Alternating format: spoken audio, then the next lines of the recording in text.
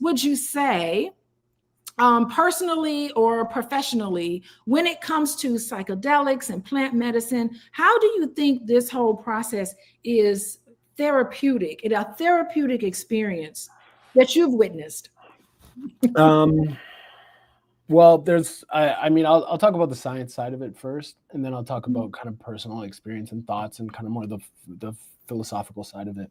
From the science side, it's, in my mind, it's pretty straightforward, and like whatever, there's a multiple different psychedelics out there that work to the same effect.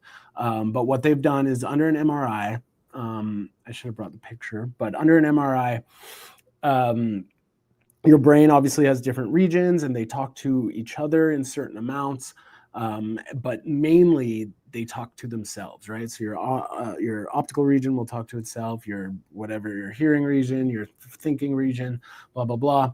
And what happens is they gave somebody some psilocybin, they put them under the same MRI, and what they found was that the brain areas were talking to each other like hundreds of times more than when without the drug. So what it does is it allows your brain to see new pathways, to make new connections, and it basically increases neuroplasticity.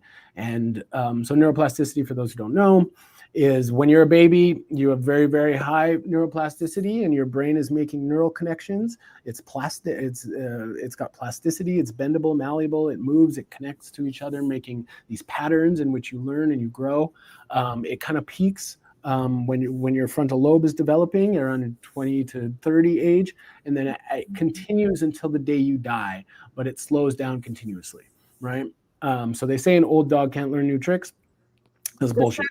It's bullshit. Yeah. And so what psychedelics do is they allow for a ton more neuroplasticity, which allow you to make new neural connections easier. So what you can do in 30 years of therapy, it really just speeds it up. And yeah, exactly, Jen. I just saw your comment come up there. Without your brain will do this. It just speeds it up and enhances it essentially. And then there's something called the afterglow within psychedelic communities. And this is 48 to 72 hours after a psychedelic experience. That neuroplasticity is enhanced. So when we talk about psychedelic assisted therapy, it's not just taking a drug and going about your day. You are doing preparation for it. You're setting your intention. You're having the psychedelic experience in a safe space, a safe setting.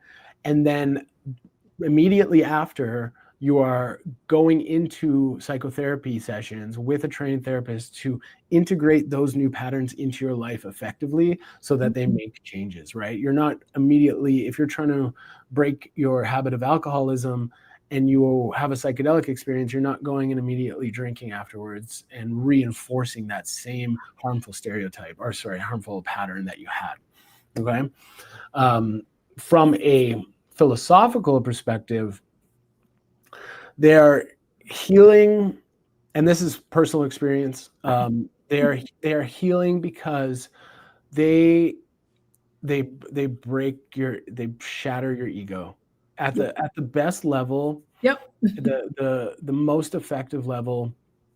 They show you that the mindset and the frame, like the horse blinders you have on that have been built for you through your life, through your relationships, through your experiences,